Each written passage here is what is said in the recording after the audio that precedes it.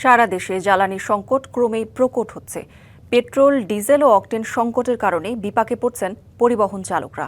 সারা দেশের মতো নীলফামারীতেও তীব্র হচ্ছে তেলের সংকট। পাম্পগুলোতে দীর্ঘ লাইনে দাঁড়িয়ে নষ্ট হচ্ছে চাকরিজীবীদের কর্মঘণ্টা। তেল না পেয়ে ফিরে যাচ্ছেন অনেকে। তেল সংকটের প্রভাব পড়ছে যাত্রীবাহী বাসগুলোতেও। সময়মতো তেল না পাওয়ায় ঘটছে শিডিউল বিপর্যয়। ভোগান্তিতে পড়ছেন সাধারণ যাত্রীসহ কর্মজীবীরা। তেল সংকটের কারণে মোটরসাইকেলের শোরুমগুলোতেও বিক্রিতে নেমেছে ধস। একই চিত্র মেহেরপুরেও। চরম ভোগান্তিতে পড়েছেন সাধারণ মানুষ।